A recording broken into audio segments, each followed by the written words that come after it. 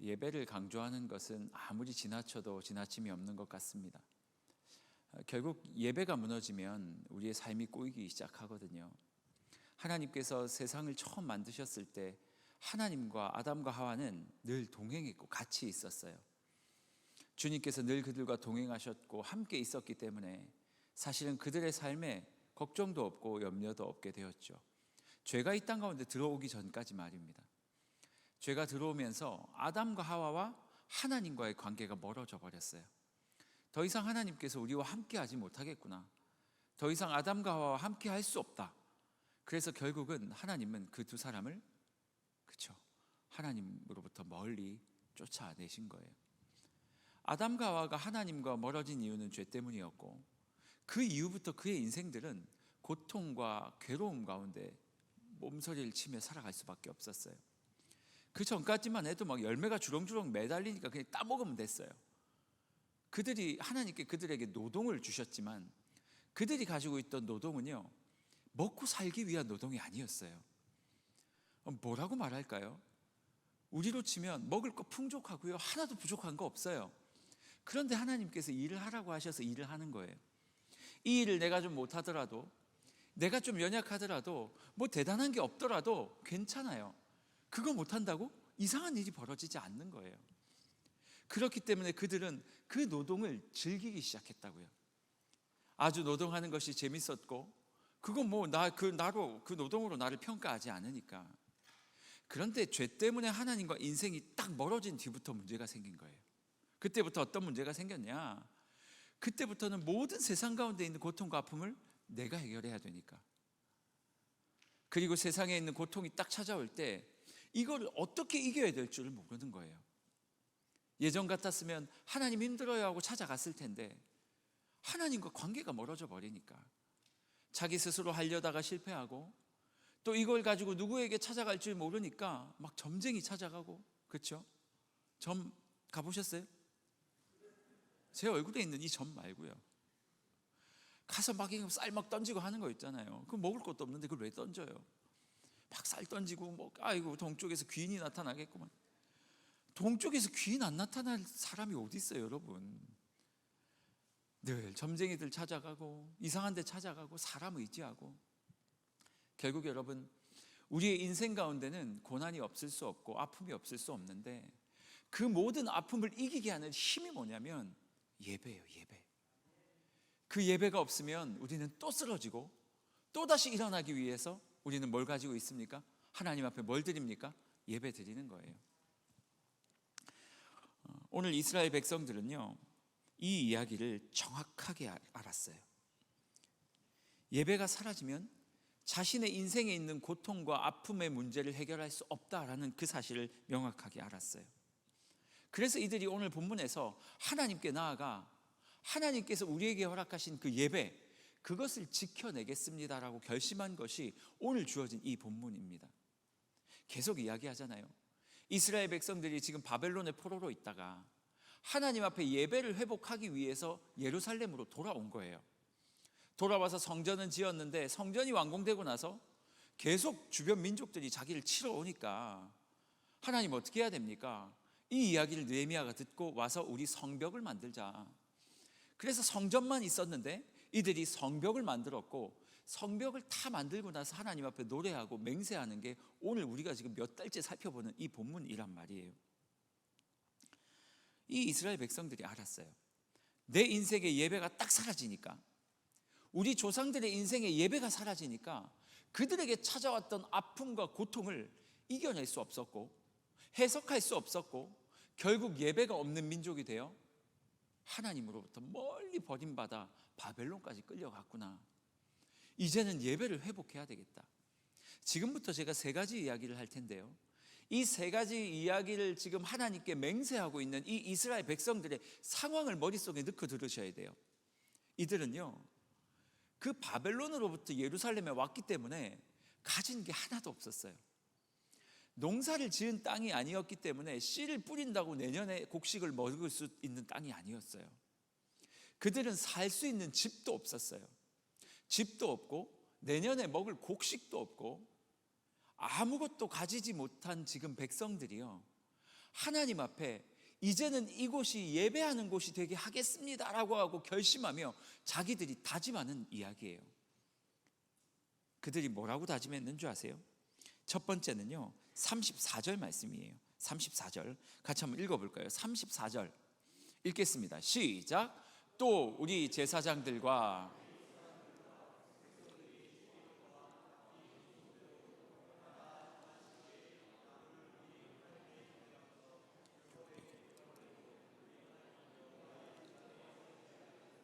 아멘. 평소에 비해서 확실히 이게 성경을 같이 안 읽으시는 것 같아요. 재미없죠? 네. 여러분, 오늘 34절에 보면 이스라엘 백성들이 제일 먼저 하나님 앞에 하나님 우리가 예배 회복할래요 하고 제일 처음 결단했던 게 뭐냐면 각기 종족대로 해마다 정한 시기에 나무를 우리 하나님께 바치겠다 그렇게 말하고 있어요. 무슨 말인 줄 아세요? 제사를 드릴 때 필요한 것들이 있었어요. 성막에서 제사를 드릴 때 가장 먼저 그 번제단 위에 이제 제물을 가지고 와서 거기서 후루룩 태우는 게 제사란 말이에요. 그 제사를 드리기 위해서 제일 먼저 한 게 뭐냐면 그 제단 위에 이 뭐예요? 그 송아지를 올리기 전에 그 위에다가요 나무를 먼저 깔아요. 나무를 깔고 그 위에 송아지를 얹는단 말이에요. 불을 피운단 말이에요. 지금 이스라엘 백성들이 뭐라고 말하고 있냐면 하나님, 우리 조상들도 예배가 없어서 망한 거를 우리가 알고 있습니다. 그리고 지금 우리의 상황도 당장 예배를 드리지 못하는 상황이었습니다. 그 이유가 무엇인지를 곰곰이 생각해 보니 우리가 예배를 드릴 수 있도록 하나님을 위하여 섬김도 없었고 예배를 드릴 수 있도록 주변에 우리가 해야 될 것들을 하나도 하지 못하고 있었던 것 같아요. 그래서 첫 번째 우리는 하나님께 이 다짐을 합니다. 매년 약속을 할 거예요. 뭘 약속하냐면 나무를 원하는 종족대로 돌아가면서 하나님 앞에 번제 때 사용할 수 있는 그 제물 밑에 불을 붙일 수 있는 나무를 우리가 몸소 가져가서 땔감을 만들어서 바치겠습니다. 에이 목사님, 그거 나무 조금 가지고 오는 거 가지고 되게 뭐 대단한 거 바치는 것처럼 얘기하네요. 그런 느낌 아니세요? 저만 믿음이 없습니까? 제가 처음에 이 본문을 읽으면서 뭐야, 예배 회복하겠다고 바쳤는데 겨우 나무 조각을 하나님께 드리겠다고 결심을 했다고? 그 생각을 했는데요, 아까 제가 뭐라 그랬어요? 이들이 살아가고 있는 지금 삶을 보라 그랬잖아요. 이들은요 지금 당장 먹을 것도 없고 이들이 어디 들어가서 잘 수 있는 집도 없는 상태였어요. 이 사람들이 자기가 들어갈 집을 찾으려면 뭐부터 해야 되겠어요? 돌 쌓고 나무 쌓아야 되지 않습니까? 지금 이들의 결단은요 단순히 조그만한 나무 조각 별것 아닌데 그냥 산에 가서 주워서 갖다가 드릴게요 이 이야기를 하는 게 아니에요. 나는 지금 살 집도 없고 그 비바람을 피할 것도 없지만은 하나님, 내 집을 짓는 것보다 하나님 앞에 예배하는 것이 더 중요한 것을 우리가 알기 때문에 예배하지 못하면 우리의 고통과 아픔의 문제를 해석할 수도 없고 예배하지 못하면 절대로 그 문제를 이겨낼 수가 없다는 것을 우리가 알기 때문에 내가 내 집을 짓기 전에 하나님의 전에 예배할 수 있는 그 장작더미를 먼저 주님 앞에 올려드리겠다고 하는 사실은 목숨을 건 고백이었단 말이에요. 여러분 어떻게 예배하고 계세요? 예배는요 그냥 한 주간 아이고 주일이니까 가서 예배 드려야 되겠다 의식적으로 이렇게 드리는 게 예배가 아니에요. 그 자리에 앉아 있었다고 드려지는 것도 예배가 아닙니다. 진짜 하나님 앞에 드리는 예배는 뭐냐면 나 먹고 살 것도 없지만 내 집 짓기보다 먼저 주님의 성전을 세워가고 하나님 앞에 그 귀한 것들을 가지고 나올 때야 비로소 헌금 많이 하라는 얘기 아닙니다. 여러분 오해하지 마십시오. 우리의 마음을 얘기하는 거예요. 우리의 상한 심령 말이에요. 우리의 상한 심령 녹록지 않고 내 감정도 너무 상해가지고 하나도 가지고 올 수 있는 상황이 아니지만 하나님 나의 감정도 나의 마음도 나의 이 여유도 나의 시간도 이것들을 다 긁어 모아와서 하나님 앞에 먼저 드릴 때에 그 땅 가운데 예배가 회복되고 그 회복된 예배로 말미암아 내가 회복되는 놀라운 역사가 일어난다라는 것이에요. 여러분, 이들은 하나님 앞에 예배드리기 위해 헌신하고 봉사하겠다, 내 것을 주님 앞에 내어놓겠다라고 고백하기 시작했어요. 두 번째 고백이 뭐였는 줄 아십니까? 35절에서 36절입니다.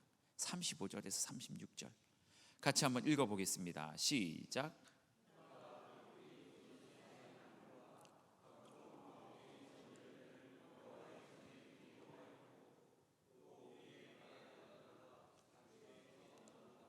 각종 과물의 열매와 새 포도주와 기름을 제사장들에게 가져다가 우리 하나님의 전에 여러 방에 두고 또 우리 산물의 11조를 레위 사람들에게 주리라 하였나니, 이 레위 사람들은, 제가 37절 읽고 있죠 지금, 이 레위 사람들은 우리의 모든 성읍에서 산물의 11조를 받는 자이며.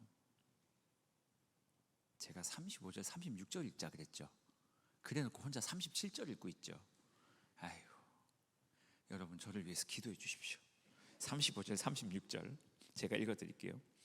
해마다 우리 토지 소산의 만물과 각종 과목의 첫 열매를 여호와께 드리기로 하였고, 무슨 말이에요? 처음 우리 땅에서 나는 그 열매를 하나님께 드릴게요.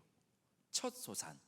두 번째 36절, 또 우리의 맏아들들과 가축의 처음 난 것과 소와 양 처음 난 것을 하나님의 전에 섬기는 제사장들에게 주고.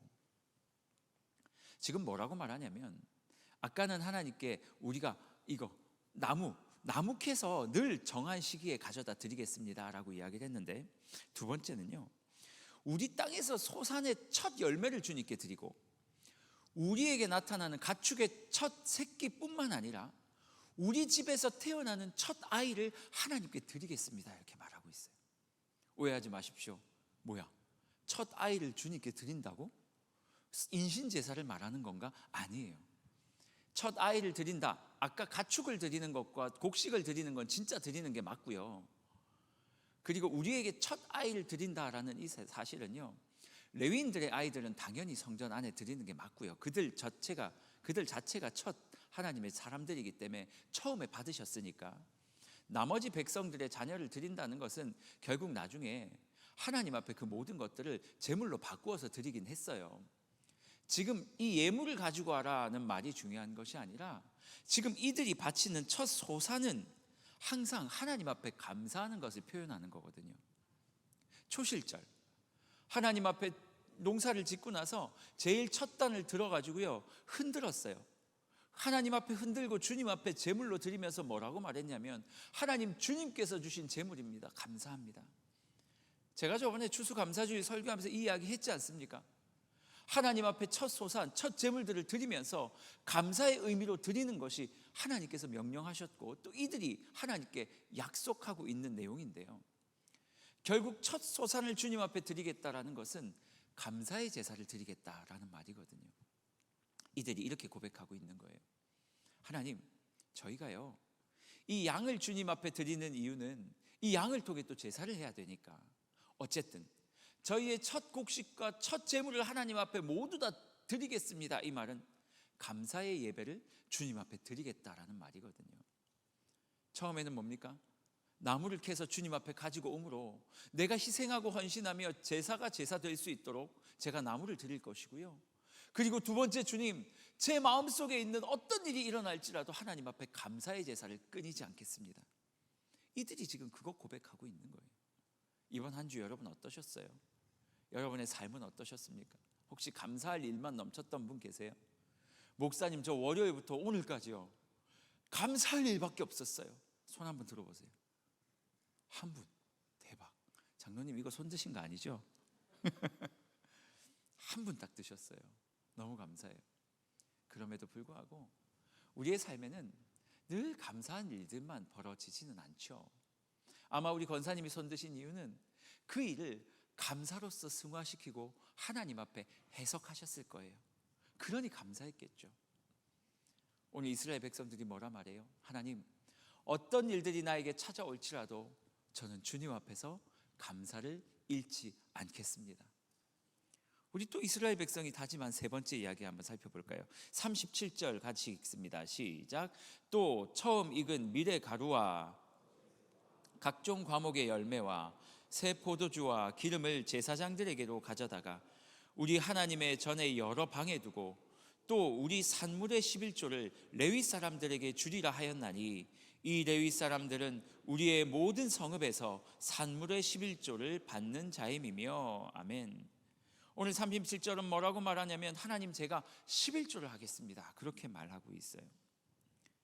이 11조가요, 왜 이스라엘 백성들이 예배를 세우기 위해 11조 이야기를 했냐면, 그때 당시에 11조를요 레위인들이 받아서 그걸로 먹었고요, 그 11조 드린 것을 모아서 그것으로 제사를 드렸어요. 무슨 말이냐면, 내가 양 새끼가 맞죠? 제 입이 거친 게 아니에요, 여러분. 애기양 좋다. 우리 애기 양들을, 양 새끼가 만약에 10마리가 있었는데 그 안에서 뭐 한 마리가 더 나왔어요. 아니면 한 10마리를 낳았다고 쳐보세요. 그러면 새로 생긴 그 10마리의 양 중에 한 마리를 하나님 앞에 바쳐요, 11조로. 그러면 그것을 가져다가 제사장들이 구워 먹는 게 아니고요, 제사장들이 그것을 곳간 옆에다가 양들을 메어 놓는 거예요. 그리고 나서 이스라엘 백성의 제사가 엄청 많았거든요. 매일매일 송아지를 드리는 상번제가 있었죠. 상번제는 아침 저녁으로 드리는 번제였어요. 왜냐하면 이 번제단에 불이 꺼지면 제사를 드릴 수 없었기 때문에 아침 저녁으로 소를 가지고 와서 제사, 상번제, 항상 상자예요. 항상 번제를 드림으로 말미암아 죄 지은 자가 이 양을 데리고 왔을 때 제사를 드릴 수 있도록 거기는 항상 불을 피워놨단 말이에요. 매일매일 상번제 드렸죠. 제사장이 해야 되는 번제들 있죠. 그리고 사람들이 가져오는 제사부터 시작해서 매일매일 하루마다 드려야 하는 제사가 얼마나 많았는지 몰라요. 그 제사를 드리기 위해서 뭐가 필요했어요? 재물이 필요했단 말이에요. 레위와 제사장들은 땅을 받지 못했어요. 그래서 그들은 목축을 할 수도 없었을 뿐만이 아니라 뭐 먹는 것도 만들 수가 없었어요. 그러니 이스라엘 백성들이 11조를 통해서 그들에게 가지고 온 양과 소, 아니면 곡식들을 거기다 쌓아놓고 레위인들이 먹고 그것을 통해서 하나님 앞에 제사 드릴 그것이 없으면, 그 곳간이 비면 예배가 안 되는 거예요. 실제로 여러분 성경을 잘 읽다 보면 나중에 에스라나 느헤미야가 엄청 뭐라고 하는 일들이 꽤 벌어진단 말이에요. 뭐라고 말하냐면, 너희들이 양식을 주지 않아 레위인들이 다 일하러 농사지으러 떠났다.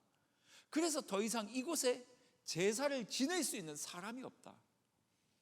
그래가지고 그 사람들 다시 다 모아가지고 이스라엘 백성들이 뭐라고 말하냐면, 저희가 이제는 이거 떼먹지 않겠습니다 하고 나서 다시 양식과 그 양떼, 소떼들을 그 곳간에 드리는 일들을 했단 말이죠. 지금 이스라엘 백성들이 뭐라고 말합니까? 우리가 우리의 11조를 빼먹지 않고 곳간에 그것들을 채워놓고 하나님 앞에 예배드리기 하기 위해서 그것들을 감당하겠다고요. 지금 여러분, 제가 처음에 뭐라 그랬어요? 그냥 이스라엘 백성들이 이 이야기하는 얘기만 듣지 마시고 이들이 처해 있는 상황을 가지고 들으라 그랬잖아요. 솔직히 말해볼까요? 이스라엘 백성들이 11조 할 게 어디 있었어요? 지금 바벨론으로 넘어오면서 그냥 곡식 조금 가져왔을지 몰라요.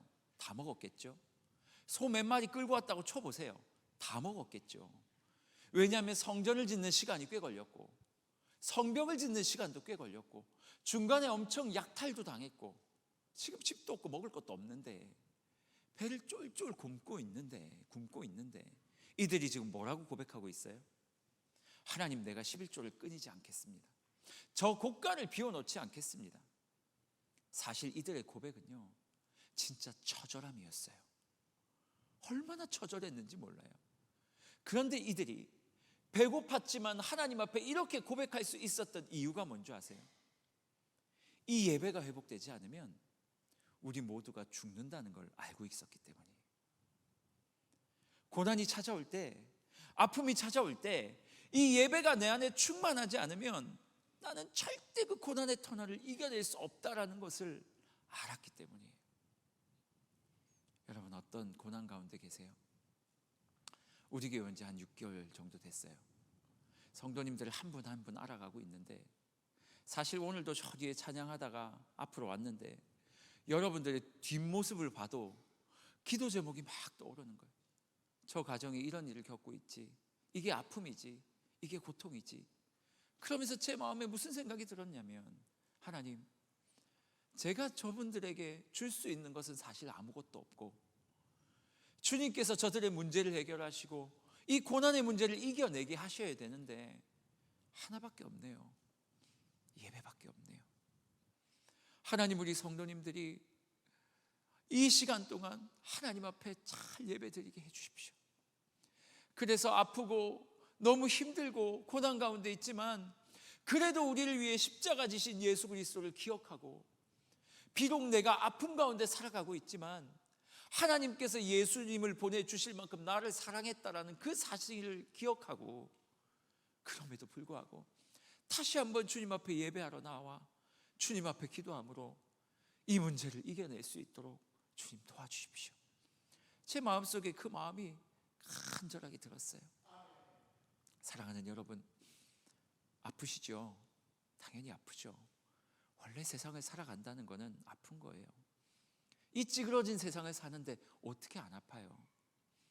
제가 우리 아이들 보면 늘 이런 얘기 많이 하잖아요. 우리 아이들 보면요, 참 마음이 아파요. 태어나면서부터요, 아토피 있는 아이들이 얼마나 많은지 몰라요. 자기는 아무 짓도 안 했어요. 제가 늘 얘기하잖아요. 우리가 지금까지 자연 환경을 너무 막 썼거든요. 그러다 보니까 아이들이 아무 일도 안 했는데 태어나면서부터 아픈 거예요. 제가 하나님 앞에 그 아이들이 살아나가면서 맨날 긁어댈 텐데 누구 원망하면서 어떻게 살아요? 그 아이도 하나님 만나 예배가 회복되어야 주님 앞에서 그것도 이겨내지 않겠어요? 여러분들 세상 살기 힘들잖아요. 예배해야 이겨내지 않겠습니까? 그런데 여러분, 예배 잘 드리고 계십니까? 다른 거 없어요. 하나님 앞에 우리의 아픔을 가지고 와서 그 아픔을 주님 앞에 내놓는 거예요. 그리고 주님 앞에 결단하는 거예요. 보세요, 자기가 먹고 살 게 없는데 이 11조 빼먹지 않겠다는 거잖아요. 아니, 우리 교회 11조 많이 해라 그 얘기를 하는 게 아니고요. 이 성도들이 지금 자기가 배고파 죽겠는데도 하나님의 그 예배를 위해서 내가 헌신하겠다고 얘기를 하는 거예요. 나무 캐 오겠대요. 하나님 앞에 순종하겠대요. 그럼에도 불구하고 감사하겠다잖아요. 왜? 그 예배가 살아있어야 나도 사니까. 여러분, 어떤 아픔이 있더라도 어떤 고통이 있더라도 하나님 앞에 나오셨으니 그 감정의 11조를 주님께 드리세요. 하나님, 나 너무 속상해서 기도 못하겠는데요, 그럼에도 불구하고 오늘 이스라엘 백성들도 그 사이에서 그 가운데서도 기도하겠다고 말했으니 내가 내 감정의 11조를 하나님 앞에 드리고 내 그 11조 빠진 그 감정 내가 정리한 만큼 10분의 1만큼이라도 주님 앞에 기도할 수 있도록 은혜 달라고. 하나님, 내가 헌신하겠으니 오늘 이 기도를 통하여 나의 마음을 회복시켜 달라고. 그렇게 기도하는 오늘 밤이 되었으면 좋겠습니다. 우리 같이 한번 좀 찬양했으면 좋겠어요. 예배 회복은 그냥 우리가 말로 고백한다고 되는 게 아니잖아요. 하나님께서 은혜를 주셔야 되잖아요. 주님을 예배하는 것, 이 찬양 예전에 한번 예배 때 불렀죠. 이 찬양의 가사처럼 하나님, 저 주님을 조금 더 알기 원합니다. 그냥 하나님 사랑하고 하나님 갈망하는 인생이 되어서 그 안에서 주님을 만나서 내 모든 아픔들을 주님 앞에 올려드리는 거룩한 예배 드리기 원한다고. 혹시 슬픔에 잠겨있는 분들이 있다면 이 찬양을 통해서 하나님께만 집중하는 시간 되었으면 좋겠습니다. 우리 같이 한번 이 찬양 마음 다해 찬양합니다. 빛으로 임하신 주, 나의 어둠을 비추시네, 나의 어둠을 비추시네. 내 안에 연약함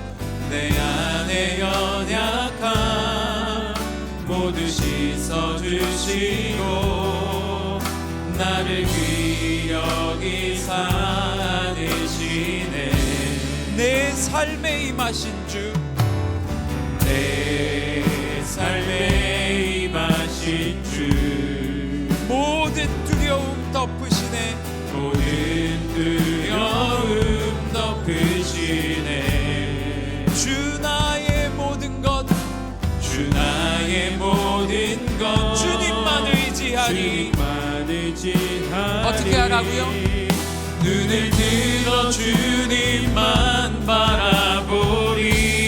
주님을 예배하는 것, 주님을 예배하는 것, 주님을 기뻐하는 것, 나의 마음과 뜻 다해 주님 더 알기 원하네. 주님을 사랑하는 것, 주님을 갈망하는 것, 나의 유일한 소망. 우리 2절 다시 한번 찬양합니다. 내 삶에 임하신 주, 내 삶에 임하신 주, 모든 두려움 덮으시네. 모든 두려움 덮으시네. 주 나의 모든 것, 주 나의 모든 것, 주님만 의지하니. 주님만 의지하니. 어떻게 하라고요? 눈을 들어 주님만 바라보리. 주님을 예배하는 것, 주님을 예배하는 것, 주님을 기뻐하는 것, 나의 마음과 뜻 다해 주님 더 알기 원하네. 주님을 사랑하는 것, 주님을 갈망하는 것, 나의 유일한 소망이. 주님을 예배하는 것, 주님을 예배하는 것, 주님을 기뻐하는 것, 나의 마음과 뜻 다해 주님 더 알기 원하네. 주님을 사랑하는 것, 주님을 갈망하는 것, 나의 유일한 소망이라. 혹시 지금 고통 가운데 있는 분들 계십니까? 그 고통을 이겨내는 것은 우리가 막 힘있게 견뎌서가 아니에요, 여러분. 그 고통을 우리가 이겨내기 위해서 딱 한 가지가 필요한데, 그것은 하나님을 만나는 거예요. 하나님을 예배하고 그 예배로 말미암아 눈이 변해서 그 고통을 해석하고 그 고통의 이유를 찾은 다음에 견뎌내는 거예요. 그래서 우리가 이겨낼 수 있는 거예요. 우리 같이 한번 기도할 때요, 하나님이여, 내 삶에 힘겨운 문제들이 여전히 있는데 하나님이여, 나의 힘으로 나의 버팀으로 이겨낼 수 있도록 은혜 주시지 마시고 하나님을 만나고 주님으로 말미암아 그 고통을 통과할 수 있는 우리가 되게 하여 주시옵소서. 혹시 내가 주님을 예배하는 것이 부족했다면 하나님을 예배해서 주님을 만나는 오늘 밤이 되게 하시고, 그 나를 만나주신 주님으로 말미암아 모든 인생의 고난과 아픔을 주님으로 말미암아 회복되기를 소원하오니 은혜를 베풀어 주시옵소서. 주의 이름 찾고 기도합니다. 주여.